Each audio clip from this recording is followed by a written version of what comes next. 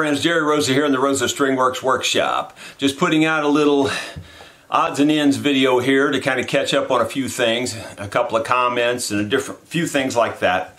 Regarding the UV light, someone mentioned that I need to be careful which kind of UV light I use because they don't all work for drying to finish. Well, as luck would have it, I searched all through the town of Rolla, which is, you know, not that big, but a fairly good sized town, and this was the only UV light I could find, and this was for reptiles, so I assumed it would work.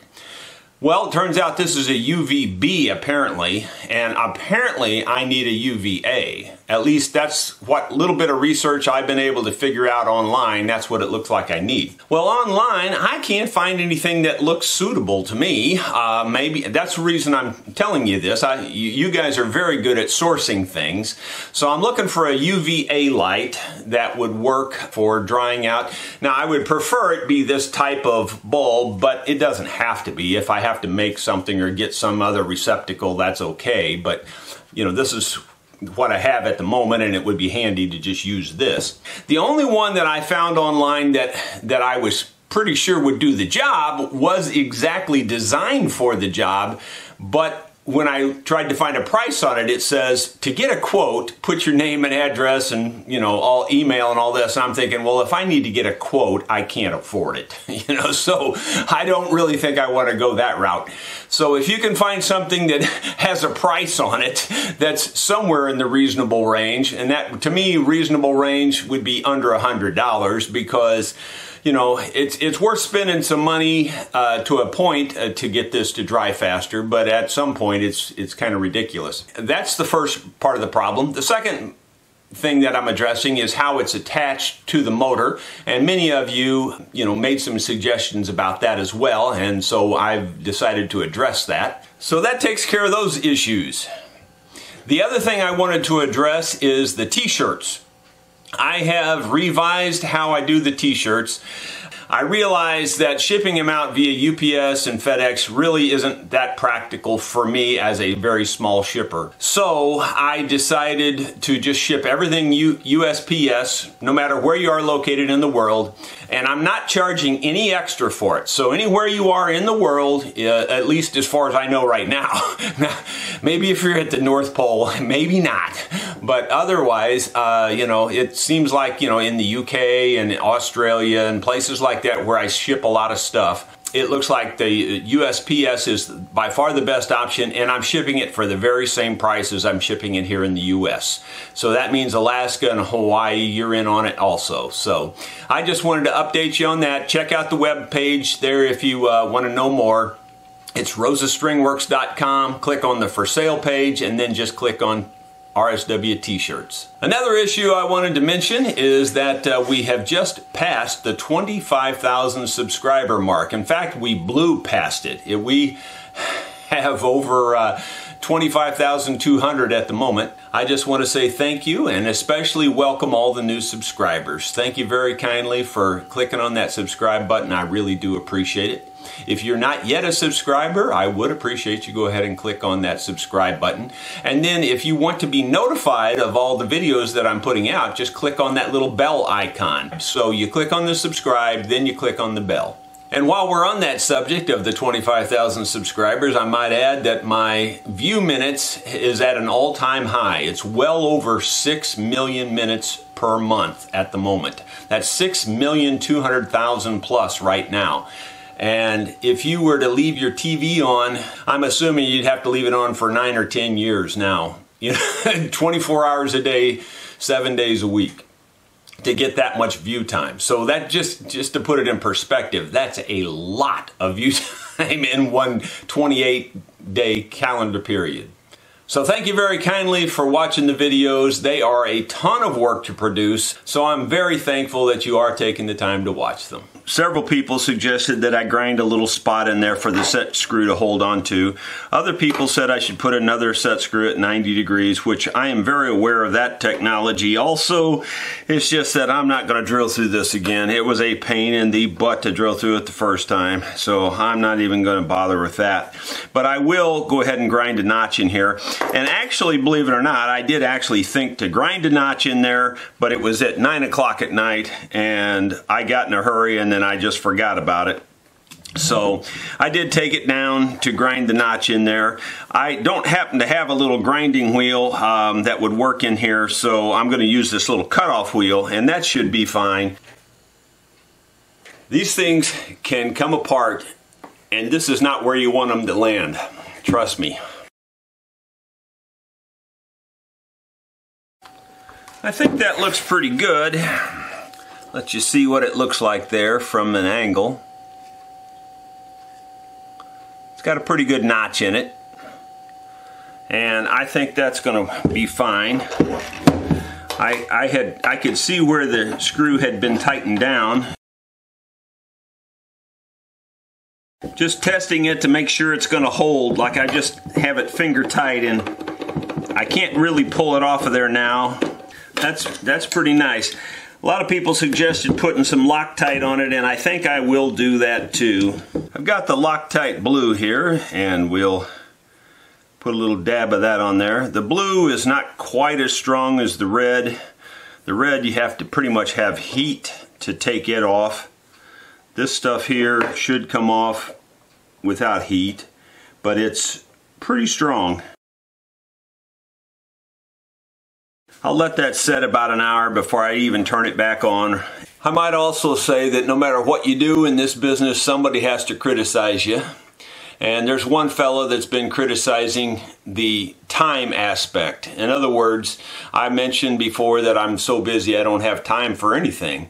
But he makes smart aleck comments like, well, it must be nice that you're all cut up now, that you can take time to make varnish and that you can take time to make things like this.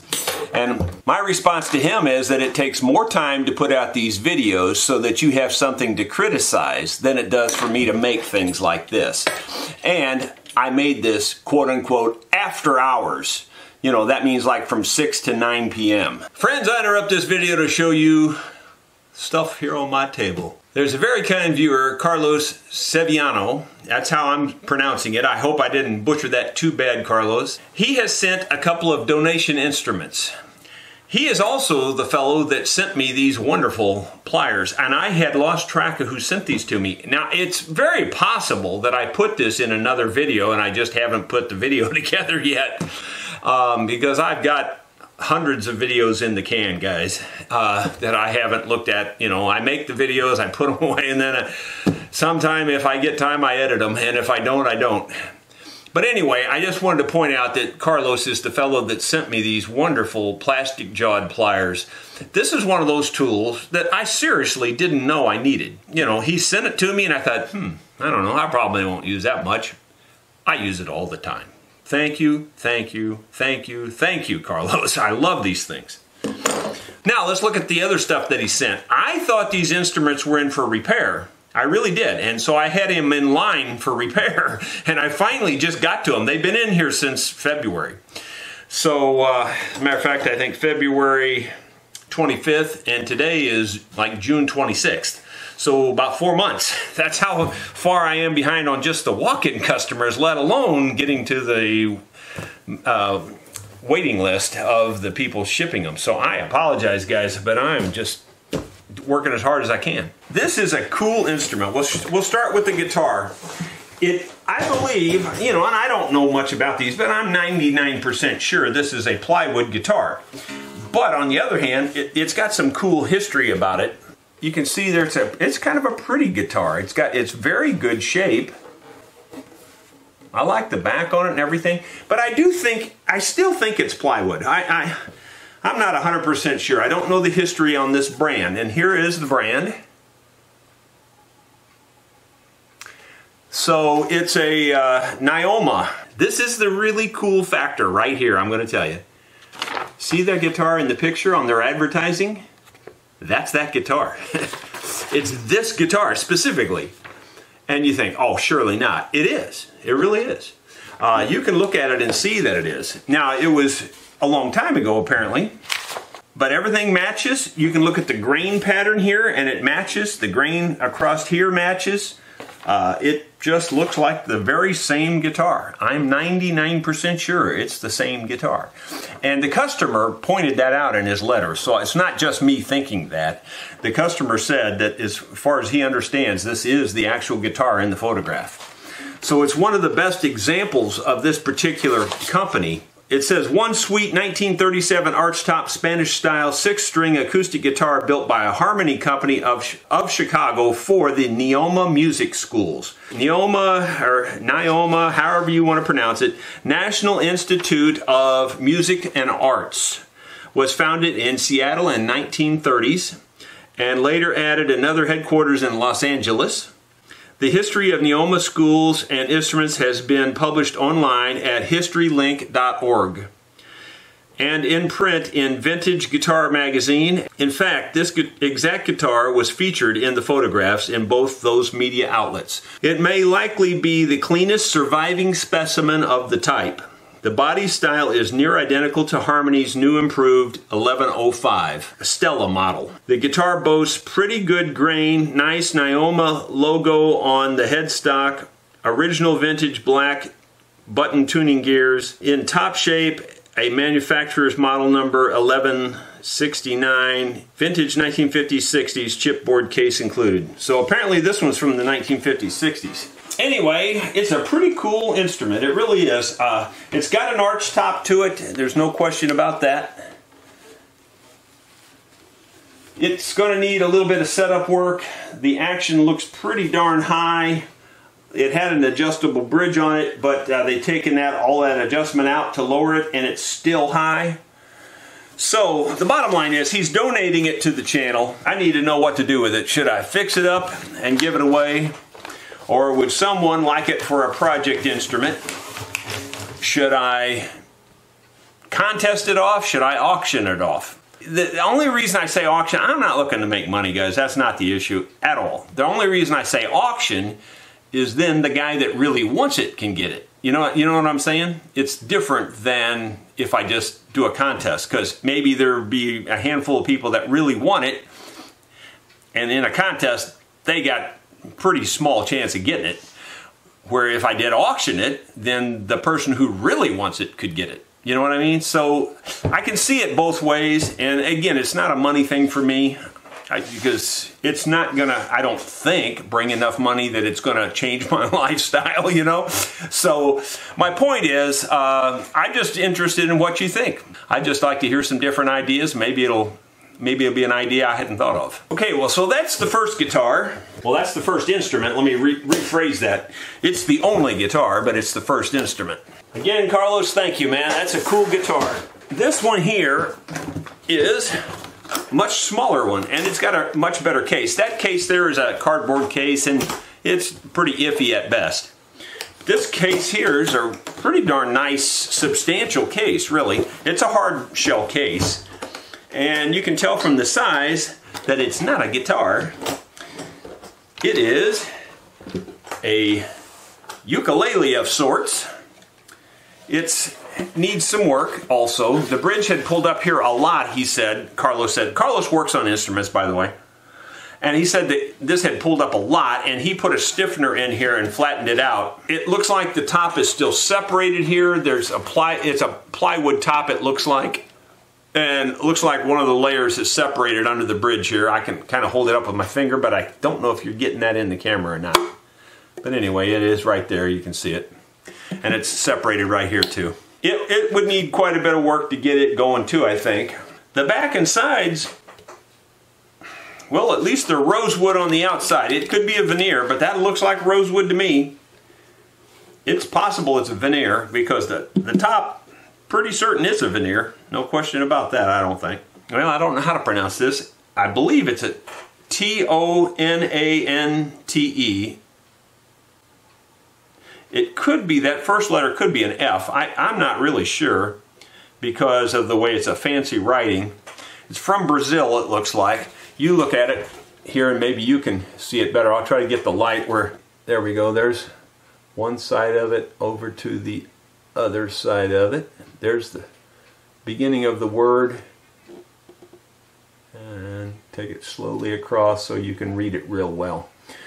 I don't know how to pronounce that, but it does look like a fairly nicely made instrument. The edge binding is kind of fancy, but it will need some work, some TLC. Again, this could be another project guitar for somebody, or if you guys think I should fix it and then, you know, give it away or auction it off. Again, I'm curious to hear your ideas on this as well. The bridge is in the case here, it looks like. You can see a piece of the top pulled off on there, and you can see it's right there. That's where it went. Bottom line is, both of them need some TLC.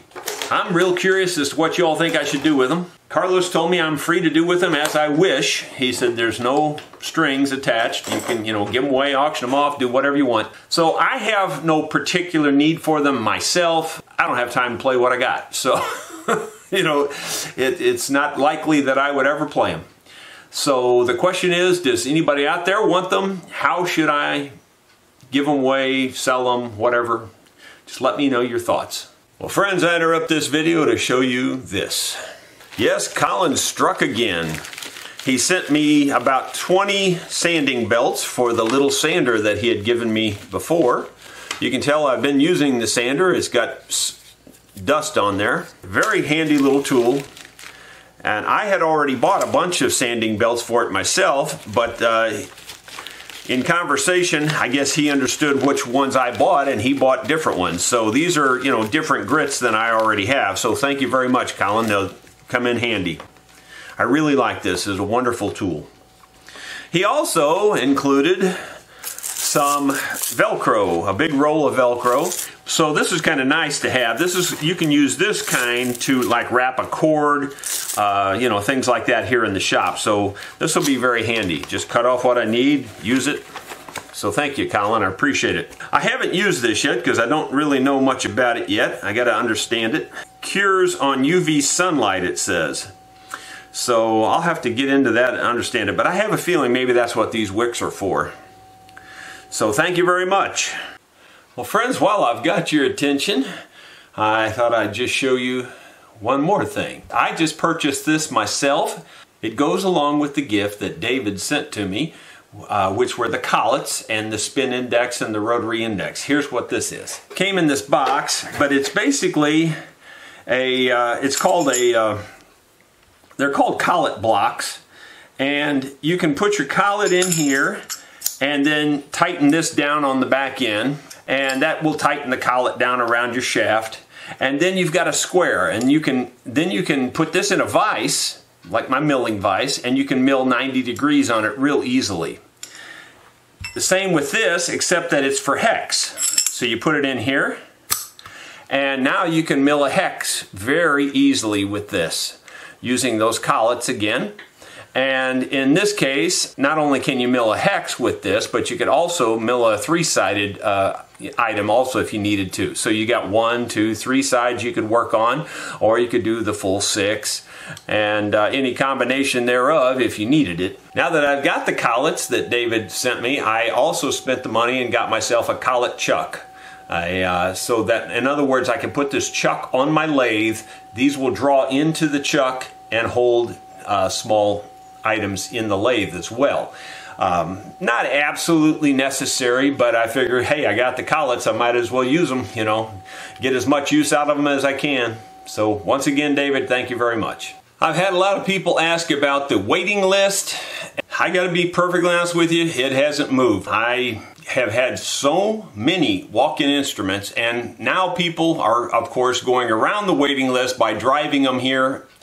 So I don't refuse them if they walk through the door, and that's all that I can tell you in terms of a clue for the waiting list. If you're on the waiting list and you really want your instrument worked on, if it walks through the door, I won't refuse it.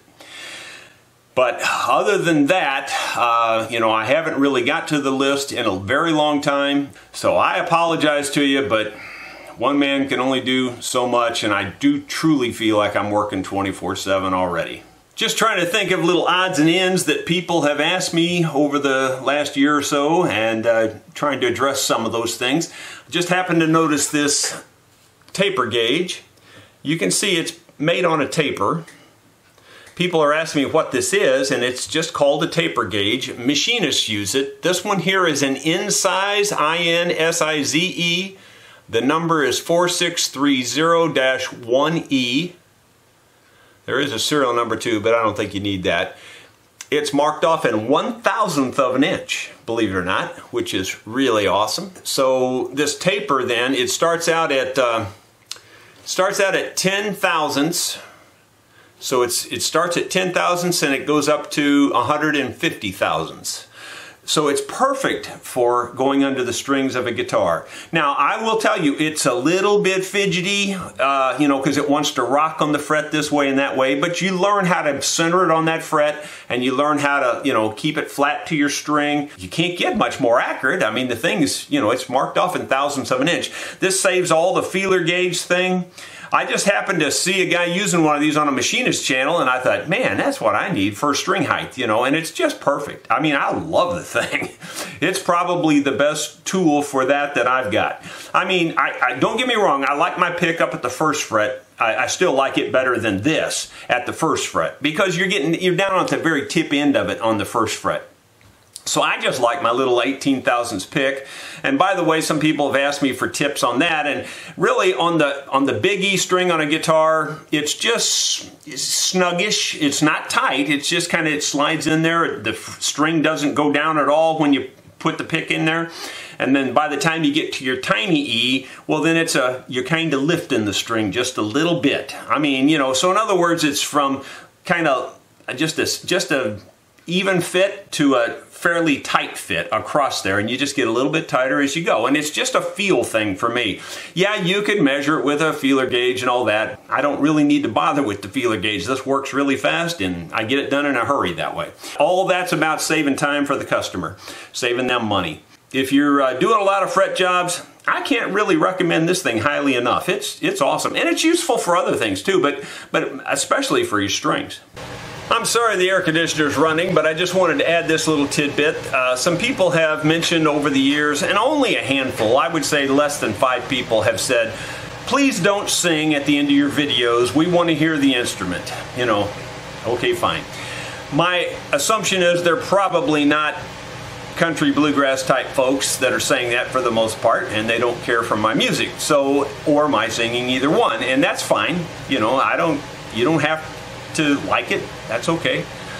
But in order to try to please everybody, I will try to hit the guitar a little more open without singing, and it's not going to stop me from singing. You know, if I decide to sing a song, I'll sing a song, and if you like it, great. If you don't, that's okay too. But I will try to give you a little bit more of the guitar without the singing at the end of the videos. Now keep in mind, I've got tons of videos in the can already, so those aren't going to be addressed with that. You know, you understand. Those guitars are already gone. You know, the customers have them. And some of those videos are a year old or older. So, you know, I can't do anything about those, but for the future, as I make new videos, I will try to keep that in mind.